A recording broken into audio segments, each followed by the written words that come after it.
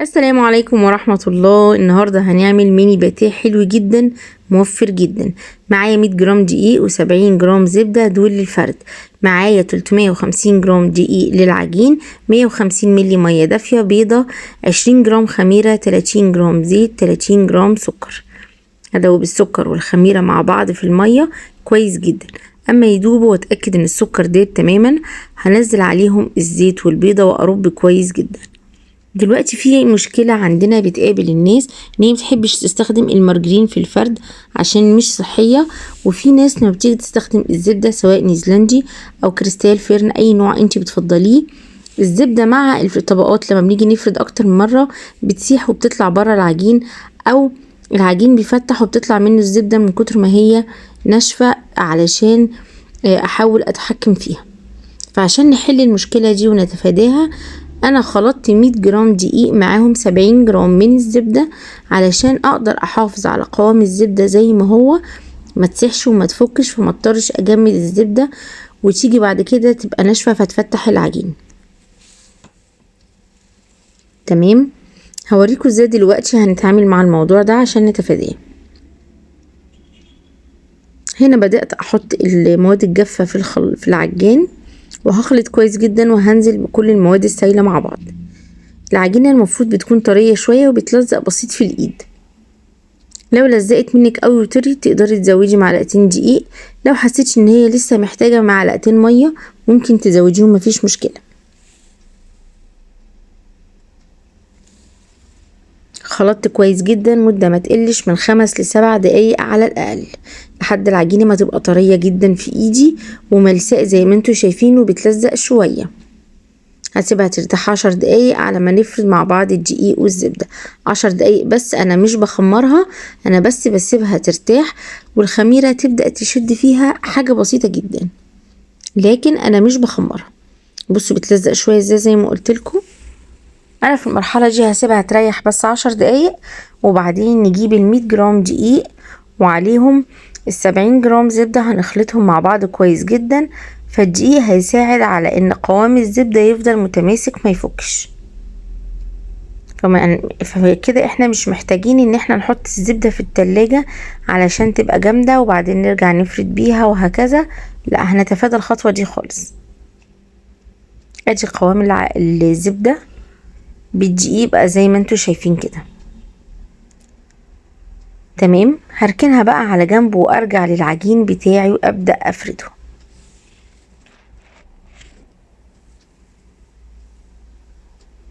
بصوا قوامها متماسك، مش بتسيح ولا اي حاجة. نفرد بقى العجين بتاعنا. هو كده انا سيبته ارتاح، وانا هوريكم. بصوا هو ما خمرش، هو بس ارتاح شوية. رشيت رشة دقيق بس تكون كبيرة شوية عشان العجين اصلا بيلزق في الايد، وهنزل عليها بالعجينة بتاعتي وابدأ افرد على شكل مستطيل بقدر المستطاع. الفها مرة طول ومرة عرض لحد ما اوصل اللي انا عايزاه. السمك بتاعها بيكون تقريبا نص سنتي. تمام، افردها على قد ما اقدر كده علشان لما احط الزبدة جواها ابقى فردتها فردتين بس كده، وابدأ اطبق وافرد زي ما انا عايزة، مرة بالطول زي ما انتوا شايفين ومرة بالعرض. والسمك ياريت يكون رفيع شوية.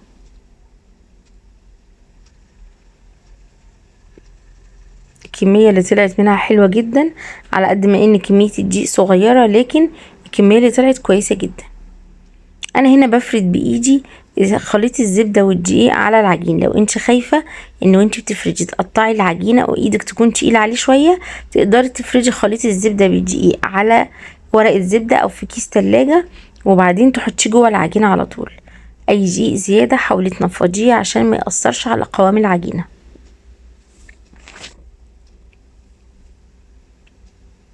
قفلت عليه وسويته كويس جدا عشان افضل محافظة على شكل المستطيل اللي انا بعمله. فكل مرة وانا بطبق احافظ على شكل المستطيل، احاول يكون متساوي. واجي اول فردة فردتها حسيت ان هي محتاجة دقيق شوية، زودت وفردت رفع نص سنتي، وبدأت اطبق واساوي العجين زي ما انتوا شايفين عشان يطلع زي بعضه من فوق من تحت من الجناب كله قد بعضه. طبقته تطبيقتين بالطول وهطبق 2 بالعرض، وهسيبه يرتاح على كده تقريبا 5 دقايق ل7 دقايق كمان. برضو انا مش عايزاه يخمر، هسيبها على الرخامة عادي، مش لازم ادخله التلاجة. هغطيها بس عشان وشها ما ينشفش واسيبها. هرجع لها بعد 5 دقايق تكون ارتاحت شوية. هبدأ احط عليها دقيق وافرد مرة كمان. انا المفروض هفرد 3 مرات، ممكن تريحي ما بين كل مرة والتانية لو درجة حرارة المطبخ عندك عالية، لكن لو معقولة واحنا داخلين على شتا خلاص في الجو معقول يعني، فهفرد تاني مرة وتالت مرة من غير ما اريح ما بينهم. بصوا انا بحاول احافظ على شكل المستطيل ازاي. هجيب برضو تانية من اليمين واتني تانية كمان من الشمال، وانفض برضو اي دقيق زيادة. احافظ على شكل المستطيل مرتب كده ويكون شكله كويس، واتني تانية كمان. انا كده فاضل لي مرة كمان وخلاص. هرش رش الدقيق من فوق ومن تحت برضو كويس جدا عشان العجين ما يلزقش فيتمزع مني وتطلع منه الزبدة. دي خلاص اخر فردة، وبعد كده هبدأ اقطع على طول. فردت بالطول على قد ما اقدر وبعدين بالعرض. لو عندكم نشابة طويلة زي دي يكون افضل.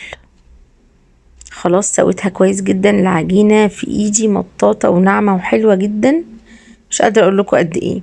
دي جبنة اللي هي البراميلي او الجبنة الناشفة. تقدري تستخدمي اي نوع جبنة، ممكن جبنة بالزيتون، ممكن لانشون، ممكن مشكل جبن، ممكن رومي، اي حاجة، وممكن طبعا فاضي وممكن شوكولاتة، براحتكم خالص. فردت الجبنة زي ما انتوا شايفين وهبدأ ابرم عليها. اول برمة زي ما انتوا شايفين اهو بتك عليها عشان الجبنة تفضل محفوظة جواها كويس زي ما انتوا شايفين كده اهو. اقفل على الجبنة كويس جدا وبعدين ابرم براحتي. اول مرة بس اللي هضغط عليها كده.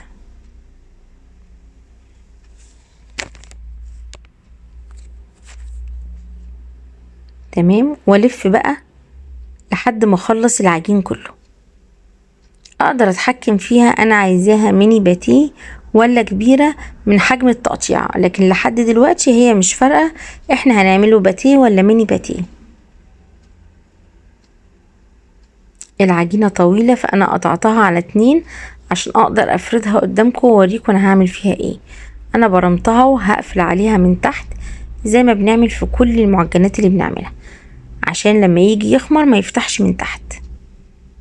قفلت عليها كويس جدا. هبرمها برمة كده واحاول اشدها شدة. بصوا زي ما انتوا شايفين اقدر اشدها شدة او شدتين كده علشان تبقى رفيعة وطويلة، لان هي هتبقى 3 اضعاف حجمها لما تخمر. خلاص كده سويتها. لو انا عايزة اعمله ميني باتيه زي ما انتوا شايفين دلوقتي هقيس بايدي صبعين واقطع، صبعين واقطع، لكن لو انا عايزاه باتيه كبير هعمله 4 صوابع. تمام، هقطعه بقى كده زي ما انتوا شايفين واخلص الكمية كلها بنفس الشكل ده كده. وبعدين عندي بيضة بشوية فانيليا هربهم واعمل بيهم وش الكرواسون او الباتيه اللي انا شغالة فيه. بيضة وفانيليا. تمام، همسح على الوش بتاعها قبل ما احطهم في الصاج علشان الصاج ما يتملاش بيض ويحروق مني او يضايقني اجي اطلع الباتيه بتاعي ما يطلعش من الصاج.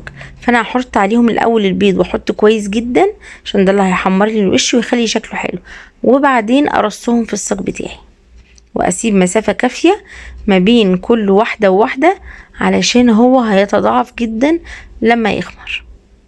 تمام، ادي شكلهم لما خلصت. هسيبهم بقى ربع ساعة تلت ساعة يخمروا لحد ما يبقوا زي ما انتوا شايفين على درجة حرارة 220. اخد 10 دقايق وطلع بالشكل التحفة اللي انتوا شايفينه ده. لو عجبكم الفيديو انا رندا ودي قناتي، ما تنسونيش في اللايك.